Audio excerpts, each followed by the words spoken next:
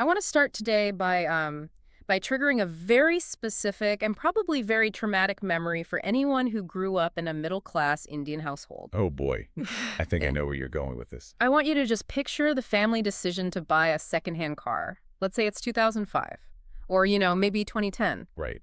You've saved up, you need that second vehicle, and you decide to enter the used car market.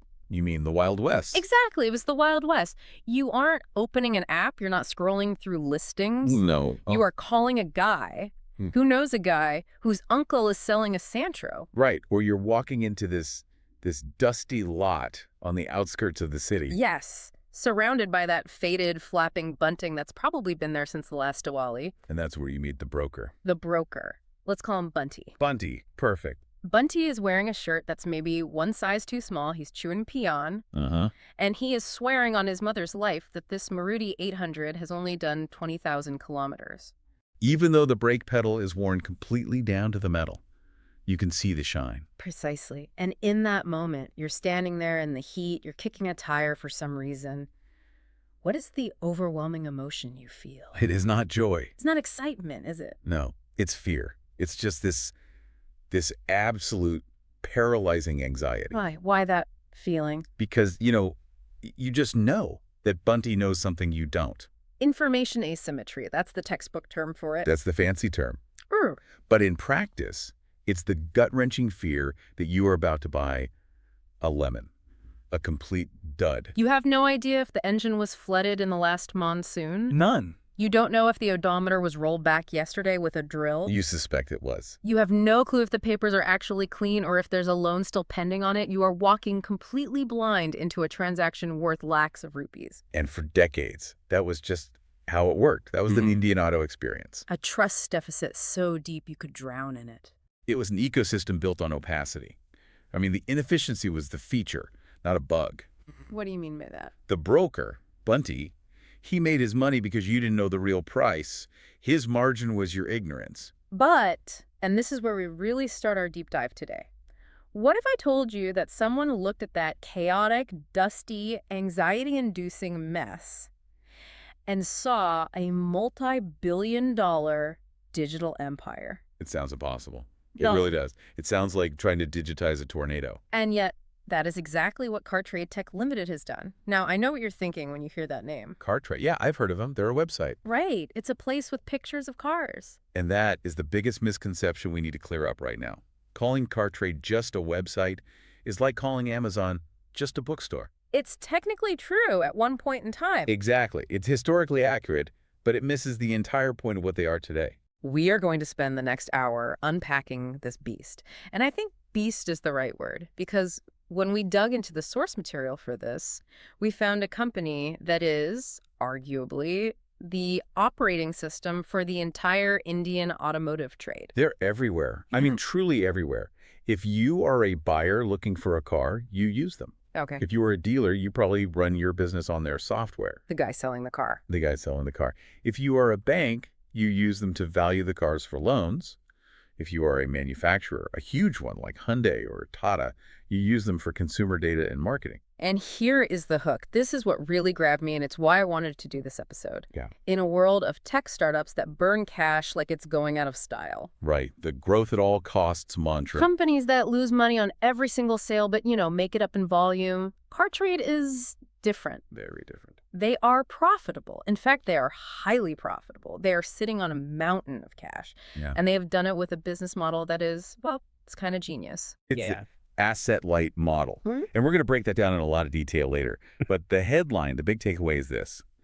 They sell cars, but they don't own the cars. Which sounds like magic. How do you sell what you don't actually have? It's the core of their entire strategy. We're going to get into that. We're going to look at the hydra of brands they own. Right. Names you definitely know, like CarWale, BikeWale, and even OLX. We're going to look at their phygital moat, which is a terrible buzzword, but in this case, it's actually accurate. It really is. It fits perfectly here. And we're going to ask the big question. In a country where there are 350 million vehicles on the road and only, 5% of the used market is online?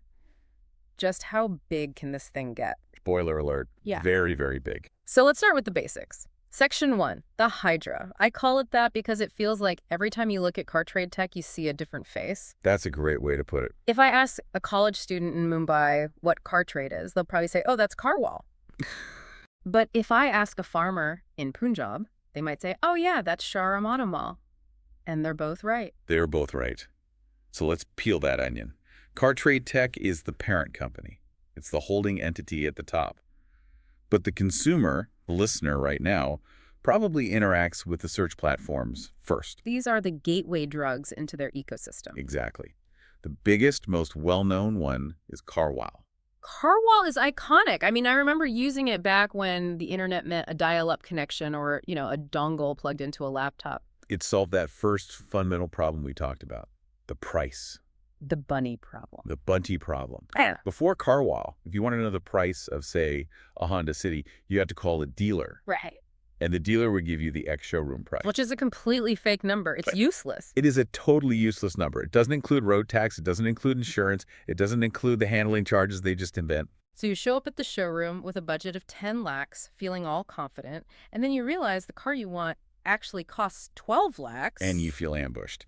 It was a terrible customer experience. And CarWale came in and introduced the on-road price tool. It seems so simple now, so trivial. But that was revolutionary. It was a blast of transparency in a completely opaque market. It leveled the playing field a little bit. A lot. And today, CarWale and its sister site, CarTrade.com, are the default search engines for cars in India.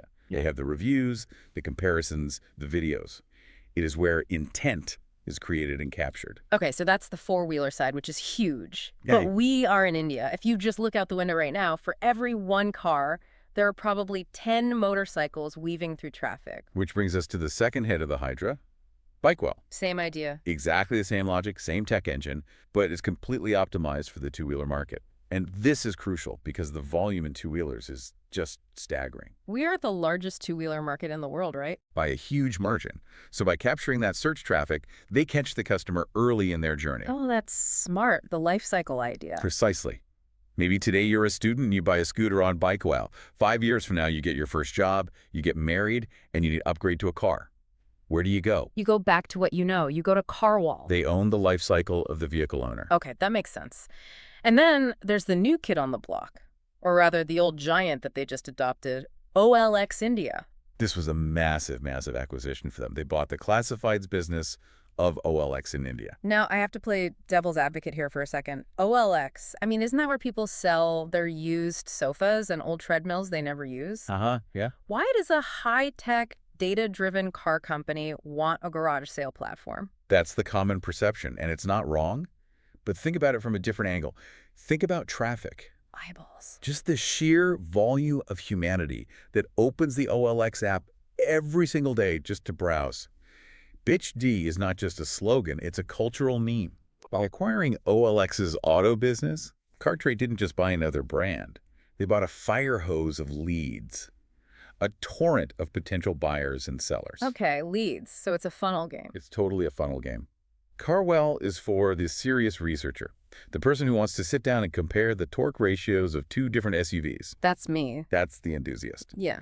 OLX is for the casual browser, the bargain hunter, the mass market.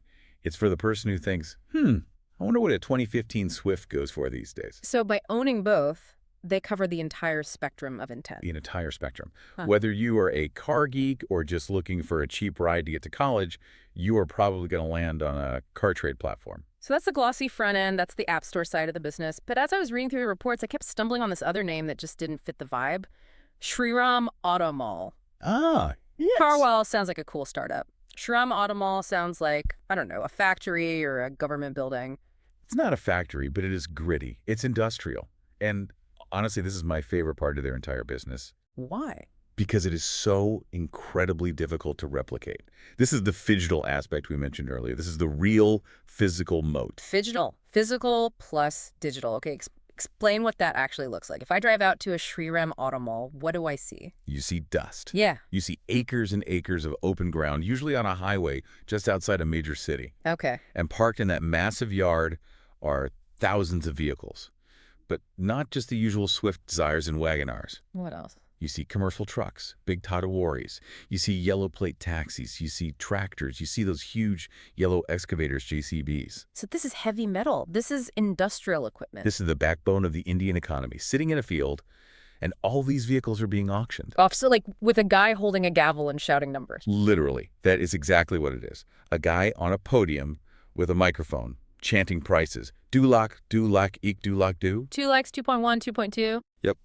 And you have hundreds of people, mostly dealers, fleet operators, farmers, standing there in the heat, inspecting the trucks, kicking the tires, and raising their hands or a paddle to bid. In the age of AI and the metaverse, why on earth are we standing in a dusty lot bidding on a tractor? Why isn't this just an app? Because you can't buy a used excavator on an app without seeing it first. I mean, would you? No, I guess not. You need to hear that engine roar to life. You need to check the hydraulics for leaks. And more importantly, the sellers here aren't you and me. The primary sellers are banks. Banks. Why are banks selling tractors? This is the B2B magic. This is the core of this business. Yeah. Let's say a truck driver takes a loan from a bank to buy a new lorry. Okay. He runs it for 2 years. Yeah. Then, for whatever reason, he defaults on the loan. The bank repossesses the lorry. Right. Now, the bank is HDFC or SBI. They are in the business of finance, not in the business of selling used lorries. They don't have a parking lot for them. They don't have a sales team for them. They want cash, and they want it yesterday. So they dump the truck at Shriram Auto Mall. Exactly. They send all their repossessed assets to Shriram. Shriram parks it, inspects it, gives it a valuation, and puts it up for auction on a specific day. And the buyers know to show up. The dealers, the fleet owners, they all know the auction is happening on Tuesday. So they show up, they bid, the truck is sold to the highest bidder, the bank gets its cash within days, Shriram takes the commission, everyone's happy. And this happens. How often? What's the scale of this? Every single day, across the country, they process nearly 2 million vehicles a year through this system. 2 million. That number is just, it's staggering. That is industrial scale. It is. And here is the phygital twist that makes it so smart. You don't actually have to be at the yard in the dust. Oh. You can open their app on your phone, and you can bid remotely while watching a live stream of the auctioneer in the yard. Wait, really? So the guy standing in the yard in Punjab is bidding against a guy sitting on his phone in Mumbai? Correct. Okay. And that is the moat. That combination is the moat. A competitor can build a fancy website in a month. You could probably do it. But try buying land in 130 strategic locations across India.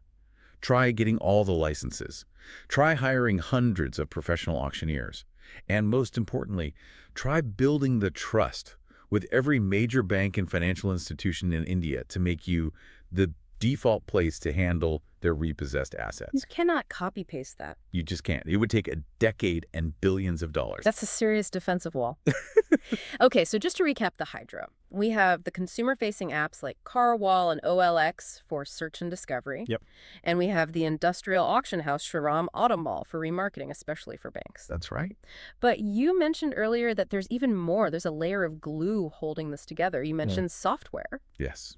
This is the often invisible, but maybe the stickiest part of the whole business, the dealer solutions. Right, because at the end of the day, for most consumer transactions, it's the dealers who are actually selling the cars to the end users. Correct. So CarTrade goes to a dealer, let's call him Raju Motors in Pune, and says, hey, Raju, stop writing down your inventory in that old paper notebook. Use our software. A dealer management system, a DMS. Exactly. And Raju says yes, not just because it's good software, but because it connects him directly to the fire hose. The fire hose of leads from CarWale and OLX. Precisely. If he enters a new car, a used Honda Amaze, into a system, with just one click, it automatically gets listed on CarWale and OLX. He starts getting calls and messages from potential buyers. So it's not just a record-keeping tool for him. It's a sales tool. It is his primary sales and marketing tool. He also gets pricing data, valuation tools. So suddenly, CarTrade isn't just a website where he can advertise. It is his ERP. It is his business's operating system. That is incredibly sticky. If Raju ever wants to leave the CarTrade platform, he has to rip out the entire core process of his business. It's a huge switching cost. Yeah. Very, very difficult to do. And that stickiness, I assume, is why their financials look the way they do. Which brings us to the part that really blew my mind when I first saw it, the business model. Yes. Let's get into the money. Because typically, when I look at auto tech companies, and We won't name any names, but you know the ones with the flashy TV ads and the celebrity endorsements? The inventory model, guys. Right? They seem to be burning money in a giant bonfire. It often looks that way. So explain the difference. Why is car trade asset light, and why does that matter so much? Okay, let's do a simple thought experiment. Let's pretend we're starting a used car company tomorrow. We have two options. Okay. Option A is the inventory model. We want to sell a used Honda City. In this model, the first thing we have to do is buy that Honda City from the customer who wants to sell it. So we have to write a check for, say, 5 lakhs rupees. So our company bank account is now down 5 lakhs? Correct. Cash is out the door. Now we own the car. We physically possess it. We have to park it somewhere, which costs rent. We have to insure it. We have to pay people to clean it, fix the scratches, maybe refurbish it. And all the while, every single day it sits there on our lot, it's losing value. Depreciation is ticking like a time bomb. Our working capital is trapped in that piece of metal. If we don't sell it within 30 days, we start getting really nervous. If the economy suddenly slows down and used car prices drop by 10%, We're dead. We lose money. you're in serious trouble. That model is incredibly capital intensive. You need billions and billions of dollars of funding to scale that. Okay, that sounds really stressful. What is option B, the car trade way? Option B is the exchange model, the asset-light model. In this scenario, we don't buy the car, ever. So we never write that 5 lakh check. Never. We are a marketplace, a platform. Yep. We simply connect the person selling the car to a dealer who wants to buy it. Or we connect that dealer to the final customer when the transaction happens between them. You take a little piece of the action. We take a fee or commission. Or we charge the dealer a monthly subscription to be listed on our platform. Our only real cost was the cost of running the server and paying our sales team. So if the economy crashes and used car prices drop by 20%? We don't really care. I mean, we care a little because volumes might drop, but we don't own the metal. We have no inventory risk. In fact, if prices drop, sometimes transaction volume goes up, and we could even make more money. That is a fundamental night and day difference in the risk profile of the business. It is the difference between being a real estate developer who has to buy the land and build the building and being a real estate broker who just connects buyers and sellers. The developer takes all the risk, the broker takes the fee. CarTrade is the ultimate broker. And this shows up in the numbers. I was looking at their Q3 FY26 earnings report. They posted a 37% EBIT margin. Let that number sink in. 37%. That is a software as a service level margin, not a retail margin. A typical retailer is happy with a 5% margin. A great retailer is happy with 5%. 37% is in the territory of what they call the rule of 40 in venture capital. It's elite. Okay, translate that for the non-CFOs listening. What does a 37% margin actually mean? It means for every 100 rupees of revenue they bring in, after paying for all their operational costs, salaries, servers, marketing, everything, they have 37 rupees left over as operating profit. That's incredibly efficient. It's the definition of efficiency, Right. And it's because they have what's called operating leverage. Operating leverage, I love that term. Explain it. It's the magic of code and platforms. Think about it. Once they build the CarWale app, it costs them basically 0 rupees to let the next user download it and do a search. The millionth search is essentially free for them to serve. It's free, but they can still monetize that search by showing an ad or generating a lead. So as they get bigger, as their revenue grows, their costs stay relatively flat. Unlike the inventory guy. Exactly. If the inventory guy wants to sell twice as many cars, he has to buy twice as many cars. He has to hire twice as many mechanics. He has to rent twice as many parking lots. His costs grow in a straight line with his revenue. Whereas CarTrade's costs stay flat while their revenue can zoom up. And that widening gap between the revenue line and the cost line is pure profit.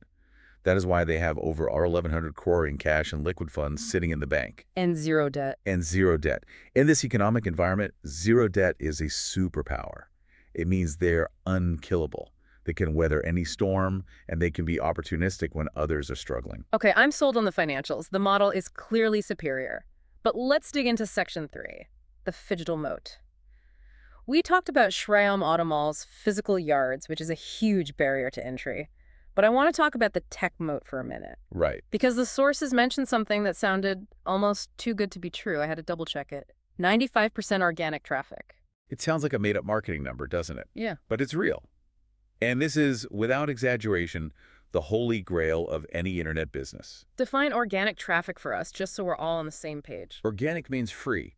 It means the user came to your website or app because they wanted to, not because you paid for them to come. So they didn't click on an ad? They didn't click on an ad. They typed CarWale directly into their browser, or they typed something like buy used car in Mumbai into Google, and they scrolled past all the paid ads at the top. The ones that say sponsored? Right. They ignored those and clicked the first natural non-ad link. That is an organic visitor. And for most companies, that click would have cost them 50, 100, maybe even 200 rupees. That's the Google tax. That is a Google tax. Yeah. And CarTrade gets 95% of its people without paying it. How is that even possible? 2 decades of brand building. When you think research a car, you think CarWale. You've been conditioned to. Their search engine optimization, their SEO, is so powerful and so established that Google sees them as the authority. So Google puts them at the top for free. So when we look at that incredible 37% profit margin, a huge chunk of that is simply money they didn't have to pay to Google or to Mark Zuckerberg for Facebook ads. Exactly. It is pure profit that would otherwise be flowing out the door to ad networks. That is the power of being the incumbent, of having that brand equity. A new competitor, if I launched deepdivecars.com tomorrow, would have to burn millions of dollars on ads just to get noticed. And they'd probably still fail. They probably would. You can't just buy that kind of authority overnight. But traffic is just people looking. That's potential. How do they turn that into real value? The sources talk a lot about data science and proprietary algorithms. Is that just buzzword soup, or is there something real there? No, in this case, it's very, very real. Let's go back to the pricing problem, the Bunty problem. Bunty, the broker, guesses the price of a car. CarTrade calculates it. But how do you calculate the true market price of a used vehicle? You need data. Lots of data. You need transaction data, not listing data. This is a critical distinction. I've seen that. Anyone can scrape websites and see what price sellers are listing their cars for. That's the ask price. But that's not what the car actually sells for. Right. There's always haggling. Always. There's a gap between the ask and the bid. The real price, the true market value, is the close. The price at which the transaction actually happened. Ah, I see where this is going. Because they own Shram Automall, where nearly 2 million vehicles are auctioned off every year. They see the final hammer price. And because they provide the software that over 12,000 dealers use to run their business. They see the final sale price recorded in the dealer system. They see the close. So they have the largest repository of actual real-world transaction data for vehicles in India. By far. So when their algorithm tells a bank, this repossessed truck is worth 4.5 lakhs, the bank trusts them because they know the algorithm isn't guessing. It's trained on millions of real closings. That is a data moat that is almost impossible to replicate. It's a self-reinforcing loop then, a flywheel. That's the perfect term for it. The more cars they help transact, the better their data gets. The better their data gets, the more accurate their pricing tools are. The more accurate their tools are, the more banks and dealers rely on them. Which leads to more transactions. The flywheel just spins faster and faster. Let's pivot now to section 4, the macro view. Because none of this happens in a vacuum. We were talking about India. The big picture. The elephant in the room, so to speak. And the sources mention a total addressable market, a TAM, that is just staggering. 350 to 400 million vehicles currently on the road. That's the installed base, the park, as they call it in the industry. And within that, the used vehicle market sees about 20 to 25 million transactions every single year, new and used combined. A huge, huge market. But here's the kicker, the number that really stood out to me. Only about 5% of that is currently online. Which means 95% is still Bunty. 95% is still offline, unorganized, cash-based chaos. A guy who knows a guy. A dusty lot on the side of the highway. Now, that sounds like a problem, but for an investor or for a company like CarTrade, that's a massive opportunity, right? It is the single biggest why invest argument for the whole sector. If the market was already 50% online, the growth from here would be slower, more incremental. The easy gains would be gone. Exactly. But at 5%, the ceiling is so high you can't even see it. We are in the first or second inning of this massive digitization shift. What drives that shift? Is it just people getting smartphones and cheaper data? That's a huge part of it, of course. 900 million internet users. People are now researching online, even if they end up buying offline from a local dealer. The journey starts on CarWale, but it's also cultural and demographic. The new generation of car buyers, Gen Z, millennials, they just don't have the patience for the old ways. They grew up with transparency. They're used to ordering lunch on Swiggy and getting groceries on Blinkit. They expect the car buying process to have a similar level of transparency and convenience. They don't want to bring their mechanic friend along to listen to the engine noise. They want a report. They want a certified inspection, a warranty. They want trust. They're willing to pay a small premium for trust.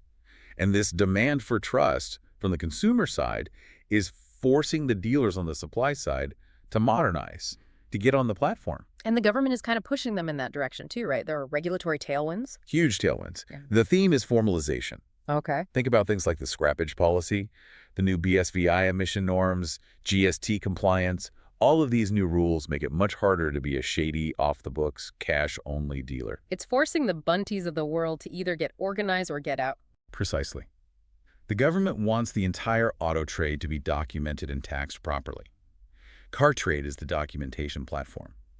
So every new regulation is actually a tailwind for their business.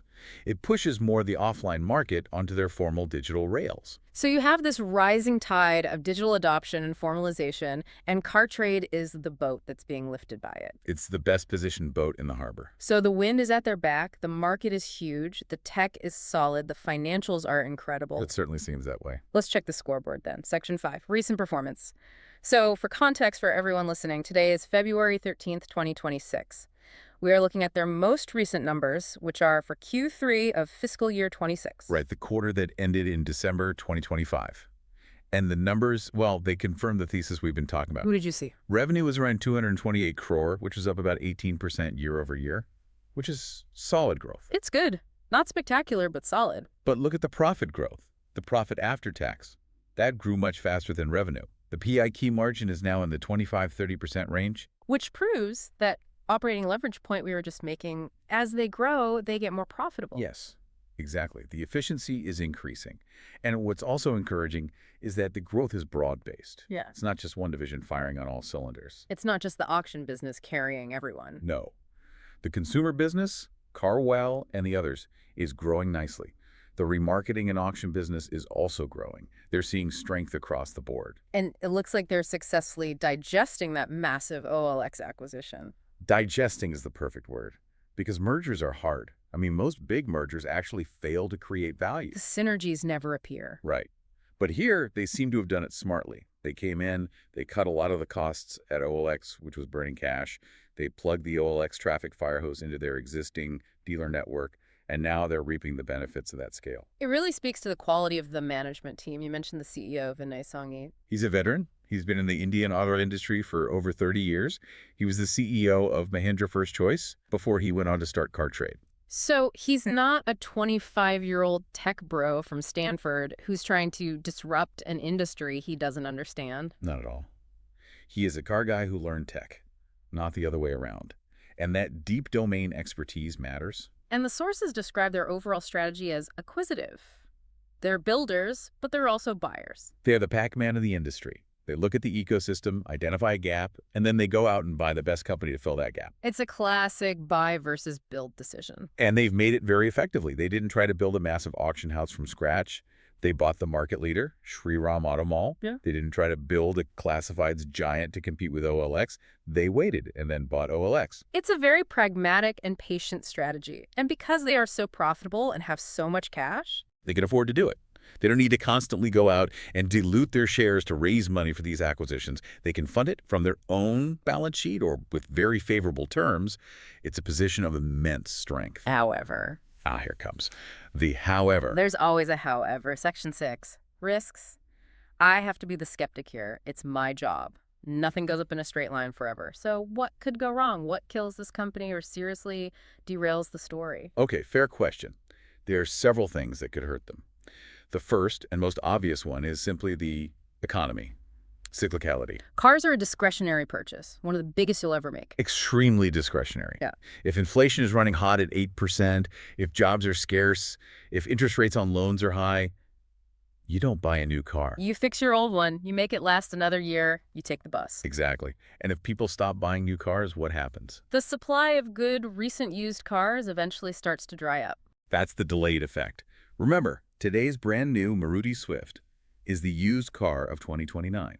So if new car sales slumped in 2026, the used car market in 2029 will be supply constrained. And CarTrade's entire business feeds on transaction volume. If the volume of cars being bought and sold drops, their fees drop. They are exposed to those big macro waves. No doubt about it. Okay, what's next? Competition. We talked about how smart the asset-light model is, but the inventory models, companies like Cars24, are still out there, and they are big and well-funded. They are, and they offer something that CarTrade's platform model sometimes doesn't. Speed. And convenience. Speed and convenience. If I want to sell my car today, right now, this afternoon, Cars24 will inspect it and give me a check on the spot. They buy it for me. Whereas CarTrade, in most cases, is helping me find a buyer, which might take a few days or a week. Correct. So for some customers, that instant gratification is worth accepting a slightly lower price for their car. So if the market starts to value convenience far more than maximum value, CarTrade could lose some share. It's a possibility. Right. And those competitors are very aggressive. They've burned a lot of venture capital money to build their brands, and they're not going away. Then there's the risk that I always think about with platform businesses, the disintermediation risk, the OEMs. The original equipment manufacturers, the car makers themselves. Right. If I am Hyundai or Tata and I have all this data and I literally have the cars, why do I need CarTrade in the middle? Why don't I just build HyundaiClickToBuy.com and cut out the middleman entirely? It is a valid threat, and it's one they have to watch carefully. Manufacturers always want to own the customer relationship directly. Of course. But historically, OEMs are just not very good at this stuff. They are massive, slow-moving manufacturing companies, not nimble software companies. And more importantly, a car buyer usually wants to compare. I don't just look at Hyundais. I want to see the Hyundai versus the Maruti versus the Tata. Exactly. A single brand site doesn't let you do that comparison shopping. CarTrade is the neutral, trusted ground where all the brands compete. That's a good point. The aggregator, the marketplace, always has the advantage of variety. It does. But the threat remains. If a few big OEMs decided to pull their inventory or stop sharing data with platforms like CarTrade, it could hurt them. And finally, the big one, the Google risk. The existential dread of every single internet company on the planet. We celebrated their 95% organic traffic as a superpower, but it's also a vulnerability, isn't it? What if Google changes its algorithm one day? That's the nightmare scenario. Or what if Google decides to get into the car business itself? They put a widget right at the top of the search results that shows used cars directly from dealers, bypassing CarWale. If that happens, then CarTrade's free organic traffic could plummet overnight. And if the organic links are pushed way down the page to make room for Google's own product. CarTrade would have to start paying the Google tax. They'd have to start buying ads. And if they have to start paying for ads on a massive scale, that beautiful 37% margin, it evaporates. It's the ultimate platform risk. You've built your beautiful house, but you've built it on Google's land. And Google can change the rent whenever it wants. Exactly. Though their best defense against that is their brand strength. More and more users now bypass Google entirely and go directly to the CarWale or OLX app. That direct traffic is their shield. So, to sum up the risks, it's not a risk-free bet by any means, but it does seem like a very sturdy, resilient-looking bet. It's a very resilient model in a very attractive market. We are coming up on time, so let's move to our outro. Let's bring it all home for the listener. After everything we've discussed, what is the one single idea you think people should take away from this deep dive? If you strip away all the jargon, all the acronyms, I think CarTrade is the plumbing of the Indian auto trade. Plumbing? That doesn't sound very sexy. Plumbing isn't sexy at all, but it is absolutely essential. And it is incredibly profitable. They aren't the water, the cars themselves. They are the pipes, the pumps, the exchanges, the infrastructure that allows the water to flow. And in a developing, often chaotic market like India, owning the infrastructure is often the smartest, safest play. It's the classic picks and shovels strategy from the gold rush. While everyone else is out there digging for gold, taking the huge risk of finding nothing. CarTrade is the one selling the picks and shovels to all the miners. Exactly. They make money no matter who finds the gold. The asset-light model gives them safety. The phygital moat gives them a strong defense. And the India growth story gives them a massive tailwind. That's the summary right there. It's a rare combination of high growth, high profit, and high safety in one company. So here is my final provocative thought for you to chew on as we wrap up. We spend so much of our time in the tech and business world looking for the Amazon of X or the Netflix of Y, the company that sells everything that owns the end product. The direct-to-consumer winner. Right. But maybe, just maybe, the real money, the smarter play, is in being the exchange of X. The New York Stock Exchange of cars. Exactly. CarTrade doesn't really want to sell you a car. They want to tax the transaction of every car sold in the country, whether you buy it from a dealer, at an auction, or through a classified ad from your neighbor. They want a tiny piece of that action. In a fragmented, chaotic market like India, being the one central entity that brings order and trust to that chaos is an incredibly valuable position to be in.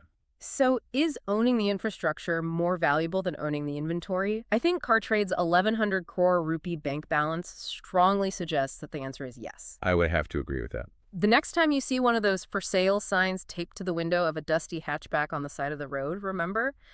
There is a massive digital empire operating silently in the background, making sure that transaction can happen safely and efficiently. And very likely taking a cut. Always taking a cut. Thank you for listening to the deep dive. I hope you learned something new today. See you next time. Keep looking beneath the surface. Bye.